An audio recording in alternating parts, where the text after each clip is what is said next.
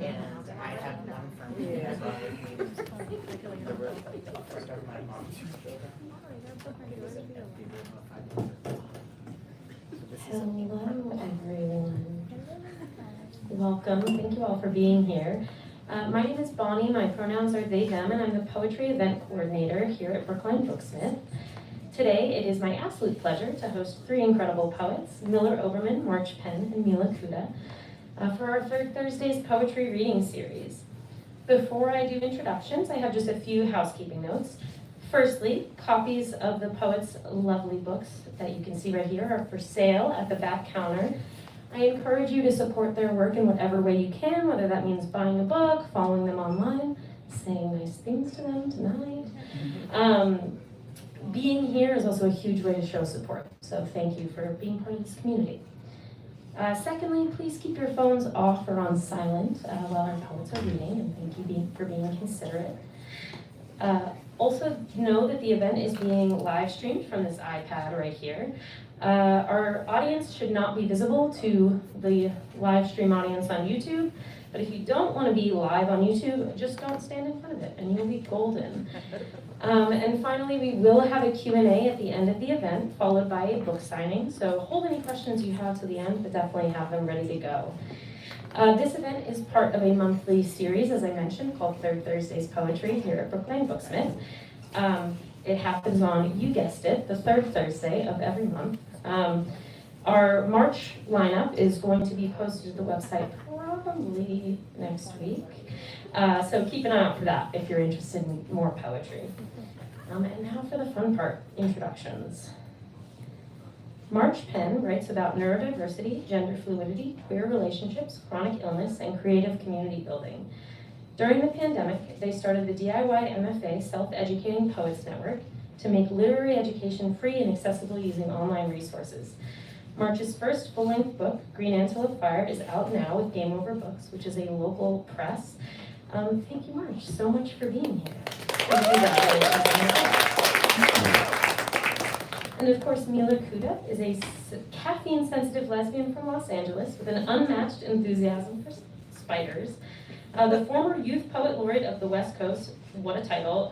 Their work has been featured on Teen Vogue, Button Poetry, Rookie, PBS, and Poetry Online. A two-time winner of the Charlotte Paul Reese Memorial Prize for Creativity in Poetry, she now lives in Somerville, Mass. with her partner and the Seasons. Still, also from Game Over Books, came out last year and is her first full-length collection of poetry. Congratulations on your book as well. Thank you so much for being here. And last but not least, Miller Oberman is the author of Impossible Things from Duke University Press, which came out last year, and The Unstill Ones from Princeton series of contemporary poets.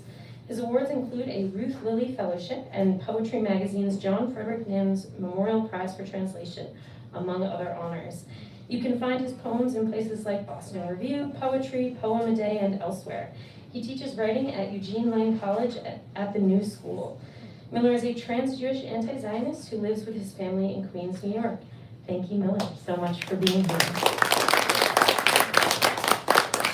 Everyone, this is a lovely mix of work that we are really in for a treat to hear from tonight. Thank you to our poets. Let's give everybody one more warm welcome.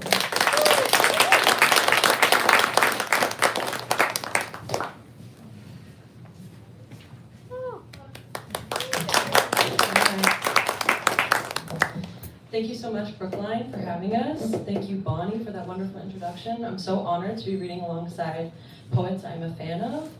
And I'm going to kick things off with one of my favorite poems from this book. Let me show you all. It's called Death, LMAO. Death, LMAO, is what I write when asked what keeps me up at night. Death, LMAO. At the top of my list in comedy class, death, LMAO, among other things, like the radiator and my bank account, an empty swimming pool I am trying to stay afloat in.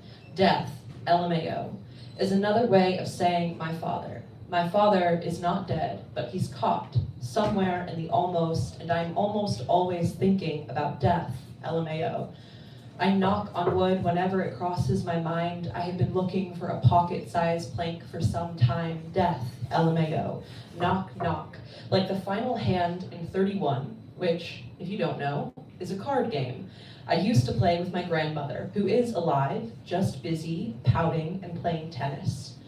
My father, knock knock, has a bad knee, and I can't picture him playing tennis or taking a walk, but I can hear his cough, knock knock, no matter where I am, cough cough, carried between coasts like baggage or a bird, chirp chirp. When I first flew to Boston, my father came with me. His only time out east, and he couldn't believe all the brick and burial grounds, death, LMAO. My father spent his life, knock knock, working construction and smoking Marlboros, cough cough. He wanted, knock knock, he wants, cough cough, to be an artist. My father is an artist, the kind that never sells anything while alive, death, LMAO. I imagine the estate sale I will one day have to have. What does a daughter do with a collection of yardsticks and shot glasses? Sláinte means whiskey, means health. But in my family, sláinte means whiskey, and whiskey means death, LMAO. What does a daughter do with a garage full of dust? Cough, cough, LMAO. I take after my father. Dark brows and long lashes, blink, blink. Life flashes, blink, blink. It is 7th grade, blink. It is senior year, blink. It is almost graduation, and I'm sleepless with death, LMAO. But my bed frame is wooden. Knock, knock. I am at odds with the clock. Tick tock, haunted by cough, cough, cough, cough. I used to think, blink, blink. We had a pact, knock, knock, not to surrender for the other's sake, so from my poems I'd erase death and soften the edge, LMAO, the ledge, LMAO, with laughter like sandpaper. My father, knock, knock, taught me sláinte, to take worry like whiskey and let it burn good, to grin through the grit like a daughter should. Thank you.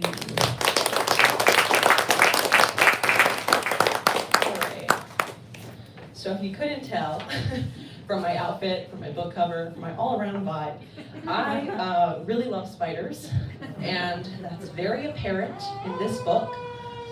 Are any of you familiar with the Juro spider? No? Okay. Well, it's a spider that every few months, all these articles come out that are like, Juro spiders are invading New England. They're so big and scary. And I used those articles as inspiration for this next poem, which is a cento. So I basically took the language of all those spider articles and turned them into this poem. Before I read the poem, I want to give a content warning for domestic violence. Okay. My East Coast friends tolerate a brief freeze while I withstand the palm of your hand. I'm not prepared to say exactly how your hand was harmfully invasive.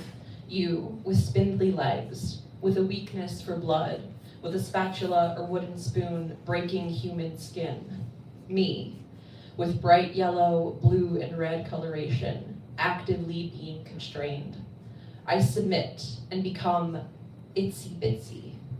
That may sound like an extreme reaction, but I was cornered, measured, compared, published, exposed, suited, climbed, squished, convinced, considered a nuisance for the following reasons.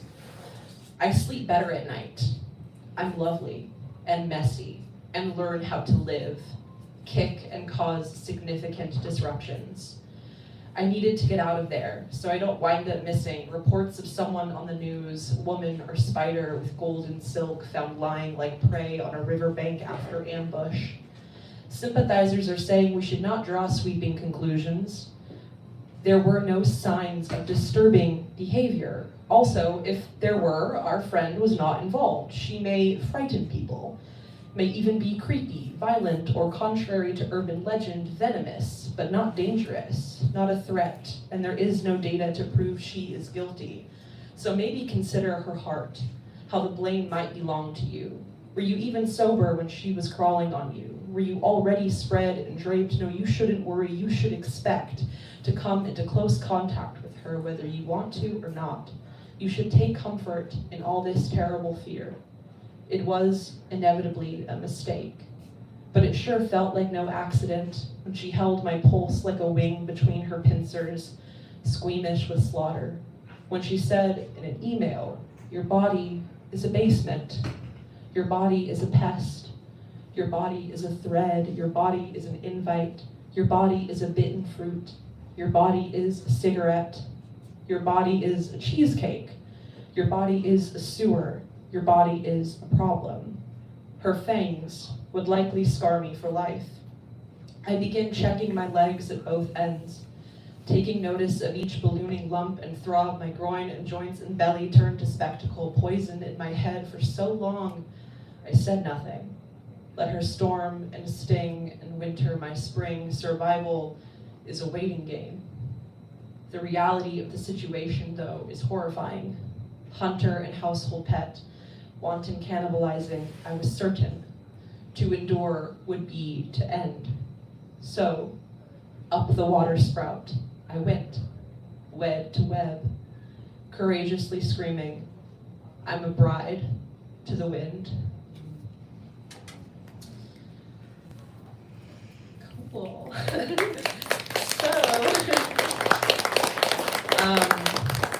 The book is called Still. The beautiful cover was by my partner Tiffany. We love Tiffany. She's sitting over there drinking water. Probably not the best time to point her out. But it's called Still for many reasons, but one of which is the first full word I ever tattooed on myself. And there's a section in this collection that is a bunch of what I call my stick and poke poems, where I collect tattoos that people send me, stick and poke specifically, and I collage them into poems. And I chose to do stick and pokes because I think that they're beautiful and intimate and kind of gritty and a hallmark of DIY queer punk identity. So I'm gonna read one or two of those poems, and I have books for sale. And I brought 10 postcards with me, so if you buy a book, I'll give you a postcard. It's a really sweet deal. Anyway, this is called Two. Two, gay, queer, trans children. Take no shit. Pursue joy and the crush. Don't forgive the cruel world. Spit on the cruel world. And there's also a subset of these stick and poke poems, which I specifically called love poems made with only our bodies. And those poems are made of words or letters that only I and my partner have tattooed on ourselves. So it's kind of like what I imagine to be a tangled mess of intimacy and love via tattoo collage poem. So I'll read one of those and then I'll end with a short love poem after that. Girl love is half crush, half risk, is the modern holy, the still, strange, stitched joy. I'm showing the class. All right, this will be my last poem, and it's called Love Poem with Allusion to Cars 3. The best movie ever. I want to stick to you like a June bug on a summer night. Due to the lingering dawn, cricket to song, wet breath on silk, heat to heave like peppermint oil kissing a cotton ball, dog hair to dark sheets, lint to wool socks, spilled lemonade clinging to kitchen tile like hot pot steamed into crop tops, red onion rubbed tongue, smoke to flannel sleeves, Jolly Rancher to wrapper and wine to teeth, like blush to your cheeks. Thank you so much.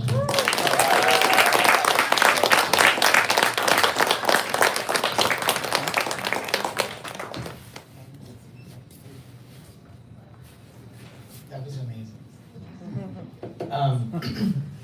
Hi, everyone. Can you all hear me? Yes. Cool. Thank you, Mila, and I'm really thrilled to read with you and with you, March, and thank you to Bonnie and Brookline Booksmith. My book, which came out in October, is called Impossible Things, and it largely has to do with processing the death of my brother, my father's first son who died in an accident before I was born, and who I never knew. And I always knew that I had a brother who died. I don't remember not knowing that, but it wasn't something that I really started to process until I had children.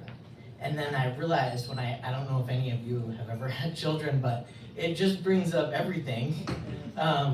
And it was then that I realized that I had been parented by someone who lost a child and how much that had impacted my childhood. And by this time, my father had also died. And so I took a memoir that he had been working on before he died, and which was unpublished. And about a third of this book is comprised of erasure poems that I made out of his memoir about losing a child. And I should say, beyond that, that largely the book, of course, then deals with my own childhood, which was a trans childhood, and thinking about that as a parent. So there's not a lot of joy, but there's some. I'm gonna attempt to keep track of time. This is called All These Beloved Books.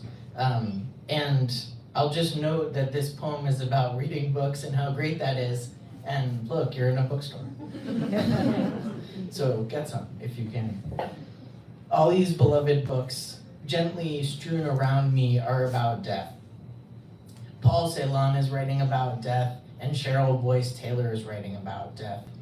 Pamela Sneed is writing about death, and Kiese Lehman is writing about death.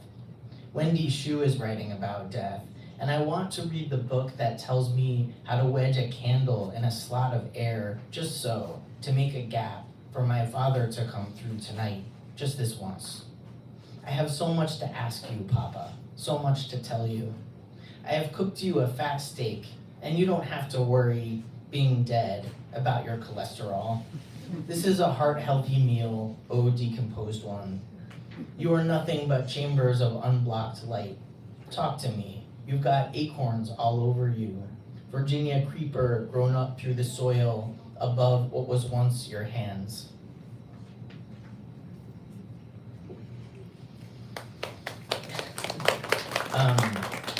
This poem is called The Wind is Loud, and it's a ghazal, which is a form that I find to be really helpful for dealing with grief, and especially like intrusive thoughts, because it has this repetitive second line. It's in couplets. The wind is loud. The wind is loud on the water today. I think about him drowning. I walk to the store for a bottle of wine. I think about him drowning. I read to Rosie before nap in the rocker where he's drowning. I make her a peanut butter sandwich cut in triangles. Think about him drowning. I rinse her little blue plate and spoon in cool water where he's drowning. I get up to pee in the night with the light off and he's drowning. An old woman throws crusts to gulls. In their descent, I see him drowning. Wondering if there's a word for how birds all move together, drowning. Thinking about my father, thinking about him drowning. I think about him drowning.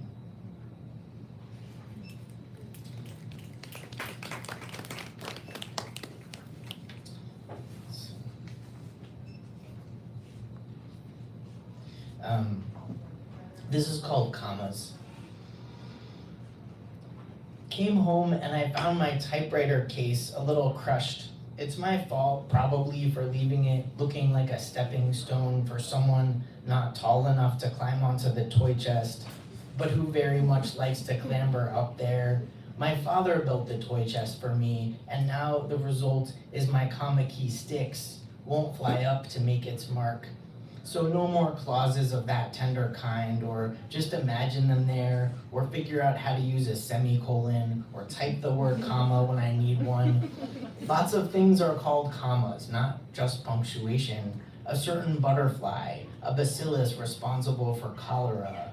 The chest's nails are slowly withdrawing, I notice, pulling themselves out in the invisible hammer claw of time, or else the wood itself's ejecting them, feeling maybe Hey, it's been long enough. Let me just be planks again. Or it could be the climbing itself. Did I also climb? And all that climbing's worked against those nails a little each time. After my father held one in his hand, one in his mouth, and with his hammer made a box. If it goes back to planks, I could give you one for your pocket plank. I've never heard anyone else want a pocket plank beside me before, so that was really special.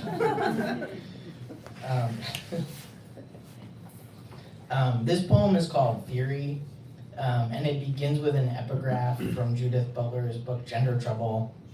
And I should tell you, thank you for that head gesture. I should tell you that I was at someone's house once who was sick, and I had brought them something to eat, and they started saying that they hated Judith Butler, and I remembered suddenly I had to be somewhere else. So, just a warning. And a content warning here. This is about a somewhat severe episode of bullying that I experienced in 5th grade. This is Butler.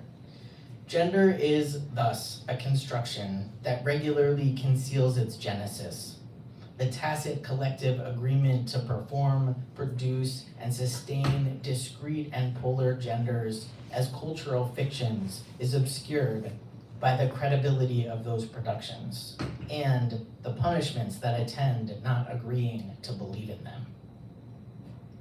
Theory. Yes, they chased me. Yes, it was spring.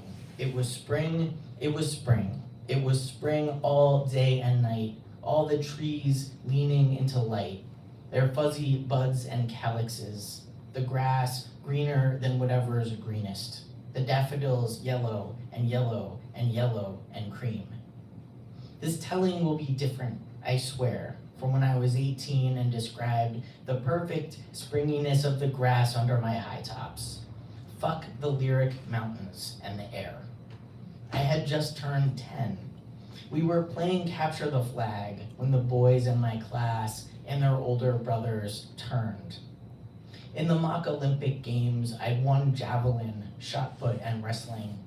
Came second in long jump, but that didn't matter now. They chased me, I fled, past the echoing concrete of the pavilion, past barrel trash cans fizzing with flies, past the short field over the edge of Ragged Mountain. That's the real name of it. I say the real names of things when I know them. Maybe somebody said a name then.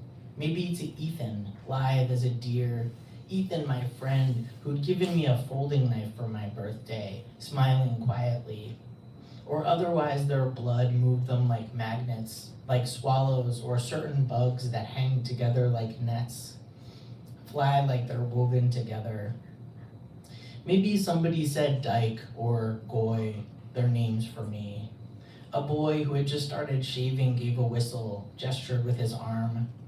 My body pressed against the mountain's steepness. They are so high above me, I can see the soles of their shoes when they lift them up to kick dirt and leaves in my face. Zigzag, swoosh, honeycomb, head of a fanged, roaring wildcat. They stone me. Stone, stone, stone, stone, stone. When I wrote of this before, I focused on the rocks, suggested I was becoming one, gave their scientific names. Naming things feels good. Cataloging has great colonial power and so distracting. A way of looking away. They threw and threw. All the roly-polies from under the rocks revealed and scurrying. No one came. No one stopped them. They stopped, maybe, because they got bored. At first they got farther away as they threw. Someone heel dragged a line in the grass and they stood behind it. Humans in a field. Men in the man-made ground, keeping at bay below the tree line's dark, dangling edge, something else. Something not made like them. Or unmade, abject and profane. I heard a sound from my body like a growl. Heat poured off my head.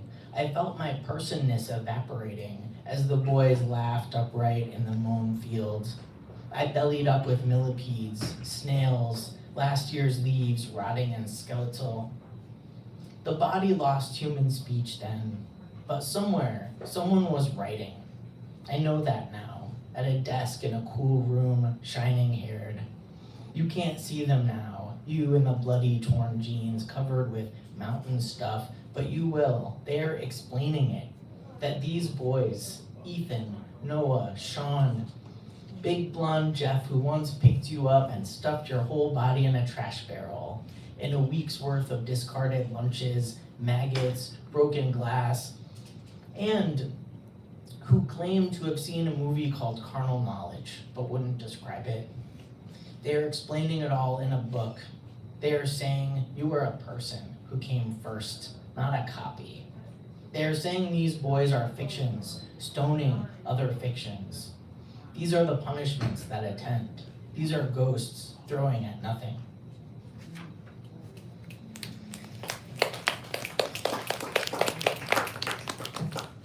Thanks, guys. I'm getting kind of into writing like revenge poems. So this is one. I feel like people should be more careful around writers.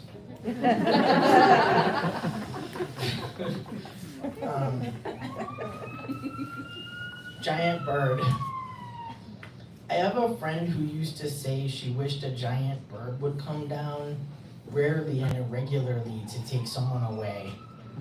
She is a person I consider truly kind, puts glasses over house spiders to gently nudge them onto paper and take them outside. This is for you. She thought fear of the giant bird might help us, that knowing it might come take us or our neighbors or loved ones would make us kinder, more joyful.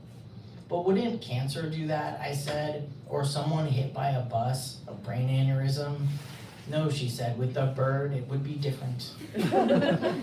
And sometimes I saw her looking up at clouds or out over deep, deep water, eyeing horizons. Perhaps thinking of it, the giant bird that will come flapping and shrieking to remove one of us villagers. I don't think of it much anymore, except every now and then if I am dog-tired of my own suffering, like last week, when, shirtless on the exam table, getting an EKG to find out if I was having a heart or panic attack, the nurse, seeing my chest scars, asked in shock if I used to be a girl, and then asked if my parents were okay with me, and told me about the one other trans person she'd met, a woman who even was pretty, and even had a normal boyfriend who was even good looking. I thought it might be a great time for the giant bird to come take someone away.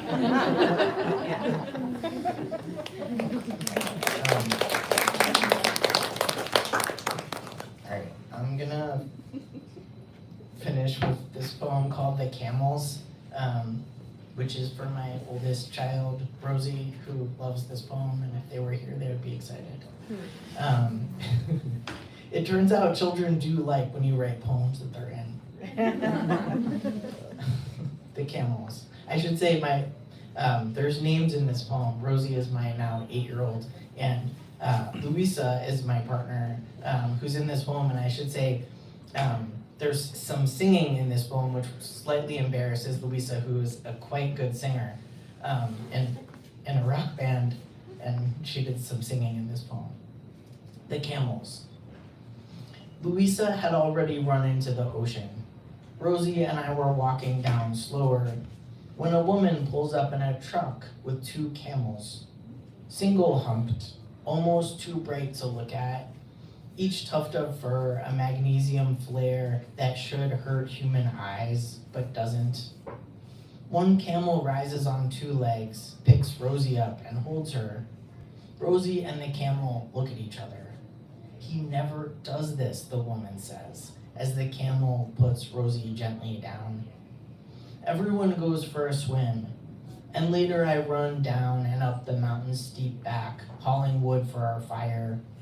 The wood's fragrant and cool, sharp raw pine, vetiver, my legs without pain, without memory of pain. Everyone doing their own thing, and that thing good enough, and without memory of the feeling of not that. Louisa singing shoulder to shoulder with one camel. Both camels sitting by the fire, incandescing. They were humming like they do. They were not real camels, I know that. They were too small, delicate, eyebrows not bushy enough. They might have been llamas.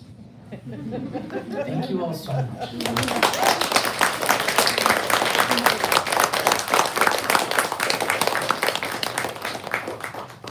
Hi, my name is March Penn, and I wrote this book, Green Antelope Fire, and I'm happy to be the third M on the mic tonight. This is called Rewriting the Neurodiverse Intake. Are you tired of being the emblem of miscommunication, of embodying confusion? Do you want a shutdown button? Does conversation sometimes make no sense? Was expressiveness so difficult that experimenting with gender felt impossible? Do you already feel like an experiment? Are you not sure what is happening? Can you study how to move your face, your voice?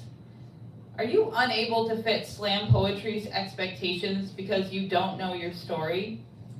Are you trying to remember something you never even knew? Do you experience a loss of familiarity? Do you not know where the emotional arc of a poem is? Does everything thunder in its own way? Did you cry the first 1,000 times you tried to put on jeans? Did people immediately not like your energy and then also act like you wouldn't even know they felt that way towards you? Did you wish when you looked at a jigsaw puzzle that it came already put together? Has your inner life been beaten to a fiberless pulp? Do you consider art to be philosophy's babysitter? Do you have an ever-increasing need to embrace carpe diem? Do you get excluded from leadership opportunities? Are you disoriented by yourself most of the time? Do you hate directions with more than 4 steps? Does life feel like a list of hidden directions that require directions to be found? Do your intuitive frameworks not align with how the world is structured? Do you see your body for the first time every time? Are you always guessing what's on the other side of the wall? Is your immune system blurry? Is a faux strawberry flavor a tone of voice? Clearly, the answer is obvious. The directions say to press the green antelope fire. The choices of buttons are the green, the antelope, the cannon fire, the green fire, the antelope canyon. I scan the list trying to figure out which button to press. I read the directions again. How will I ever decide which button to press?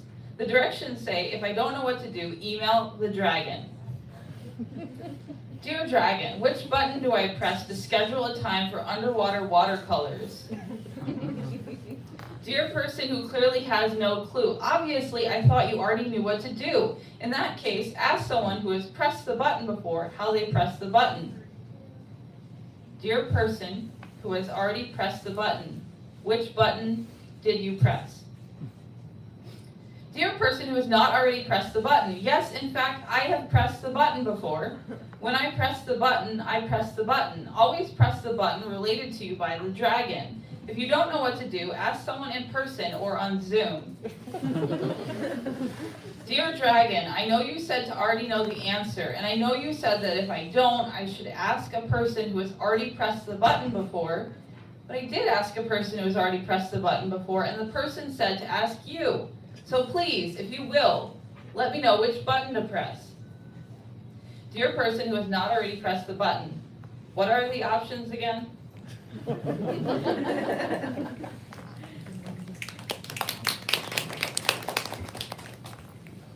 If you've ever been caught in traffic in Boston, this poem is for you. It's called Go Nuts. The car I'm in is being driven by a squirrel. We're trying to engage in small talk. I started with, so what's your name? He didn't have a name, he said. I mean, he didn't say that, but I knew. He looked back at me like I had never stockpiled acorns in my life. Like, I was the most useless creature he'd ever seen. Like, what am I doing getting in a car with a squirrel? And I thought, the nerve. The next day, a peanut butter cookie is the car. And the only way to get inside is to take a bite. And another bite, and another. I don't ask, so what's your name? I'm too into this private eating ritual. The squirrel I once saw must be content knowing that I'm stockpiling my acorns, so to speak. The next day, after the next day, I sneak my head into a freezer full of blueberries and ask why each little blueberry has its own plastic bag and whether that is really necessary, and the squirrel looks confused.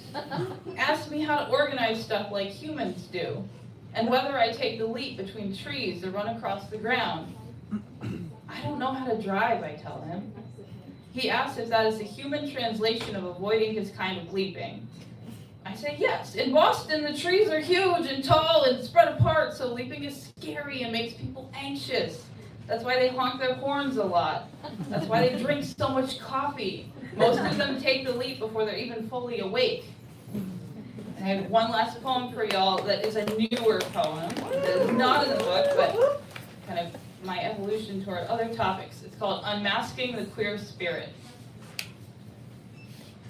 I'm not having an orgasm, but the following objects in my room are my pillow, my entire bed, each book individually and with each other, my door and its wobbly knob, a poster of a color wheel, a circle rug, a pear-shaped candle, another candle poured into a ceramic teacup. The candles remind me that a wick can be lit and that I want to light one day after my room stops having the orgasm. Sometimes the story is the barrier to the story. My sensory processing issues have taught me that if there are too many things in the refrigerator, it is harder to find the ketchup. This is because perception is made up of a lack of perception. Theoretical physicists think it's possible that our universe is inside of a black hole that's inside of another higher dimensional universe. So why then is it called outer space and not inner space? Contracting and expanding, oh, vibrational bodies, oh heavens, it's all right here. The news reporter piping up to ask the theoretical physicist, so what will finding the most fundamental unit of matter give us? And the reply, nothing. The queer pleasure of being, the queer tendency, like the quantum world, to be in more than one place at a time, anywhere and everywhere on a line. Fuck it, it's not a line, but a circle, not a circle, but a sphere, not a sphere, but a slightly oblong planet. No, it's vibration. The first queer person who taught me how to use a vibrator said, this is the shit. When their house burned down, luckily they were at work. The report said the spark started in their bedroom, a failing electrical outlet. The mistakes I've made against my queerness come back to me.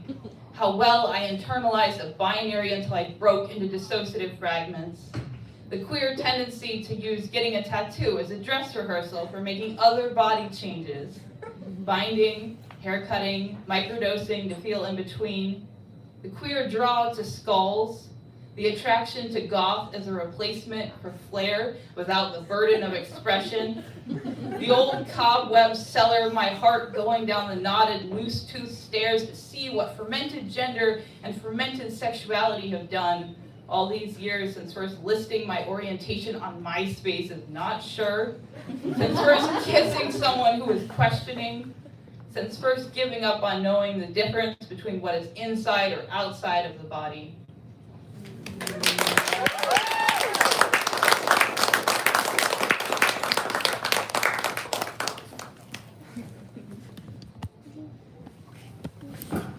Beautiful. You guys can come on up. All right. Thank you to the three of you for sharing that wonderful work. And now it is our audience's time to shine. So we're going to have a little Q&A. If anyone has any questions for these poets, feel free to raise your hand.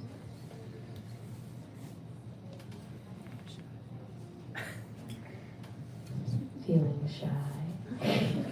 Oh yeah, in the back. Go right ahead. How old were you when you wrote your first poem?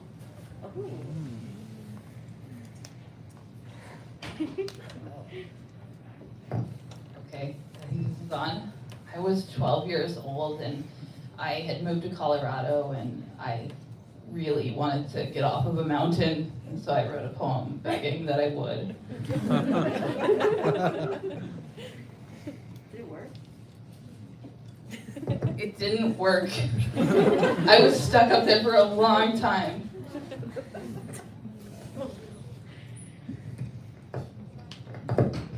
Is this, oh yeah, it was on.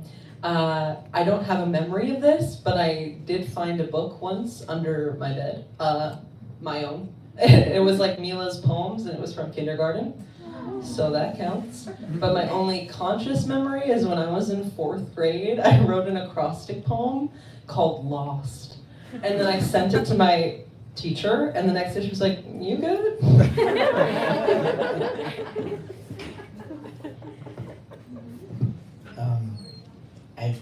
I'm feeling very behind because I think I was 15, maybe I was 14. I was a teen, and we all know what happens then. So, for all of those reasons, I wrote a poem. Love the origin stories. Any other questions for our audience?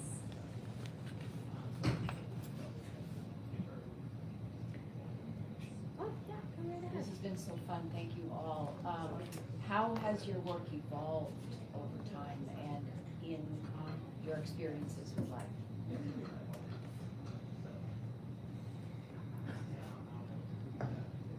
So I was really into experimental writing when I was in college and younger. I loved Gertrude Stein. But then I went to Poetry Slam here in Boston after I graduated, and I was trying to put together the narrative, like, this is who I am, with like all this experiments with language, and that really took me a long time. And I think this book represents both sides of that and blending it together.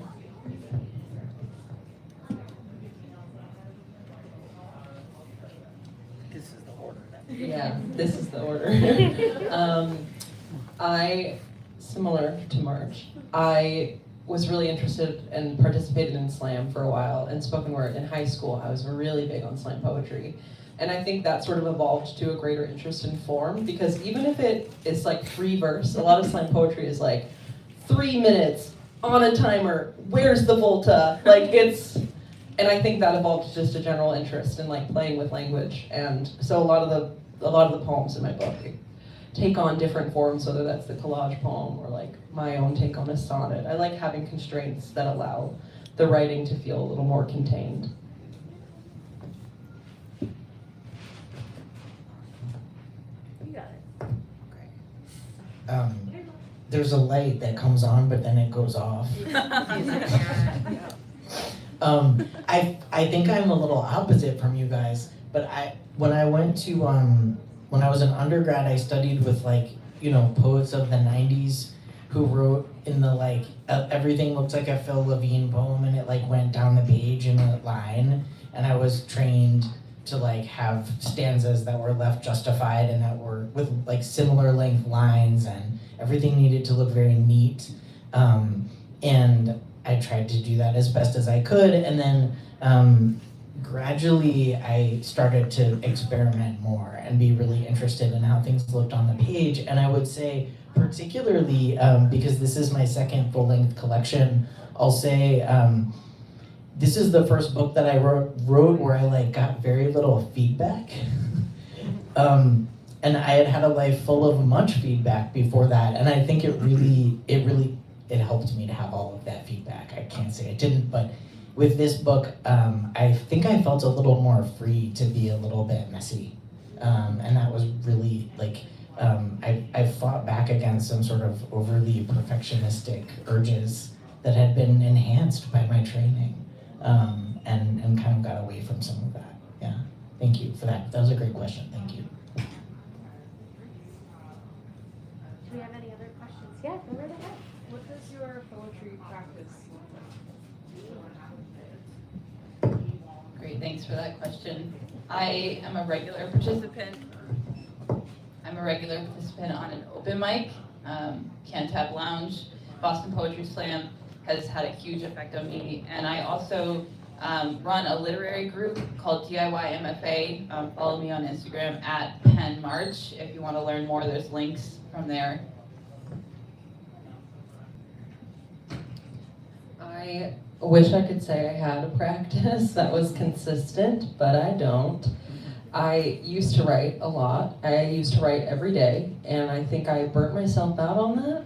So I stopped writing for a really long time, and so a lot of these poems are pretty old, and most of the newer poems are the stick and pokes, because I think they like breathe some life into me again, and I look forward to having a more consistent practice, but I think right now it's a lot of like writing in my notes app in the middle of the night when something occurs to me, and then not revisiting that for several months, and then finding it being like, that wasn't that bad, and editing and going from there.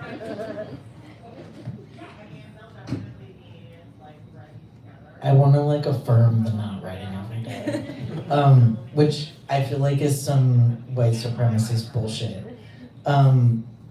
And I think like I was always told that too, like a writer is someone who writes every day, and that I felt really, really bad about myself if I didn't do that. And I've always been a super streaky writer.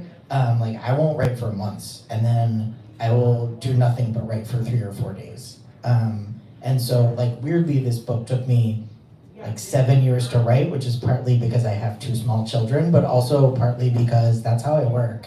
And even though it took me 7 years, it probably also took me a month of like 24-hour days of writing. So yeah, I think I will also just say I had this teacher named Alice Fryman, and I wish I could approximate her like New York City accent from 1925, which I can't, but no one has that accent anymore. But she used to say, if you're kissing Jojo behind the barn and you have an idea for a poem, stop kissing Jojo. And like, stop kissing Jojo.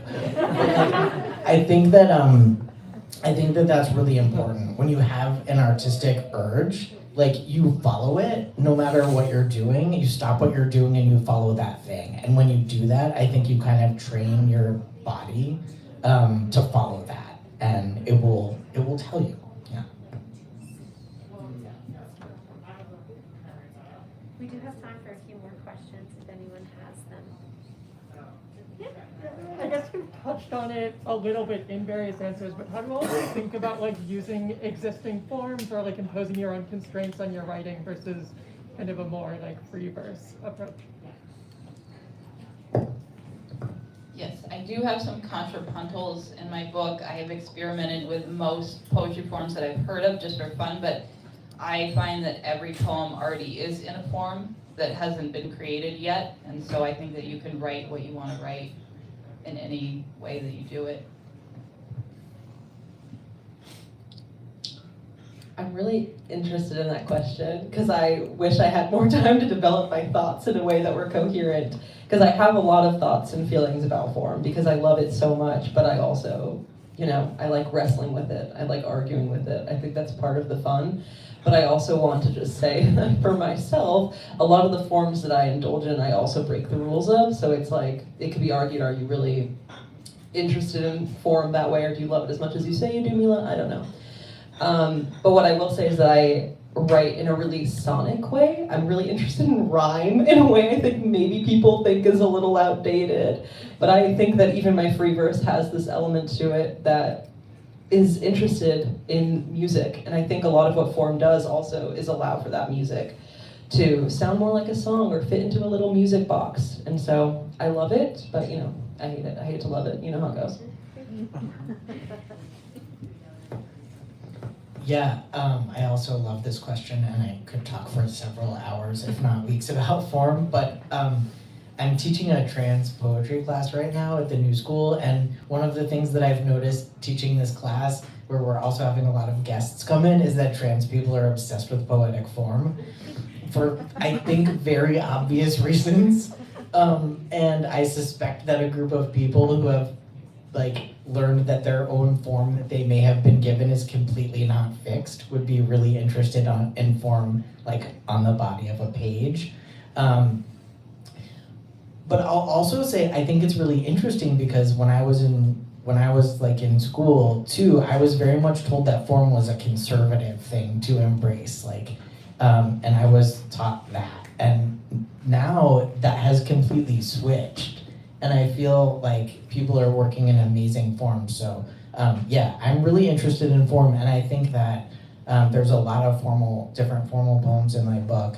And I believe that there's like a form, this is sort of like what you're saying, March, but like, I think the form for a poem will find the poem, but that there are some forms that are really good for particular things. And so it's cool to like find a few forms that work really well for the kind of stuff that you're doing, and they can really, really help you.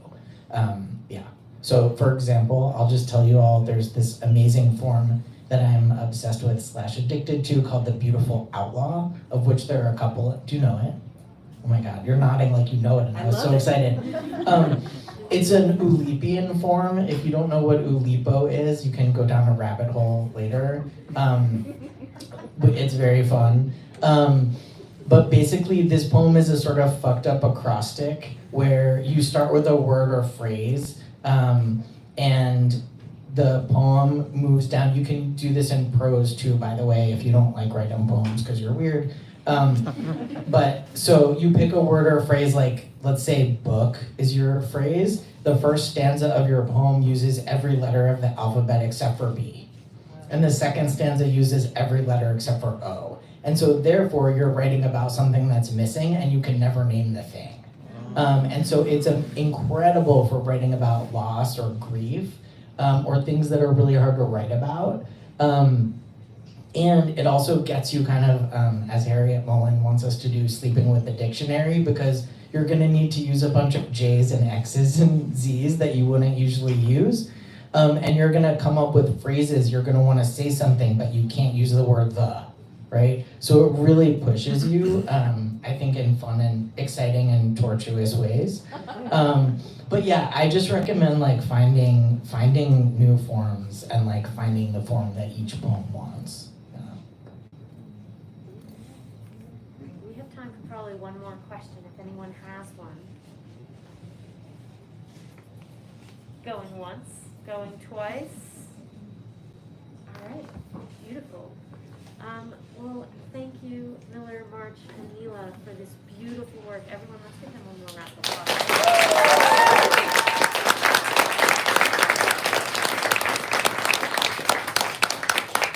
And thank you to you, our audience, for being here, for loving poetry. It's not a small thing.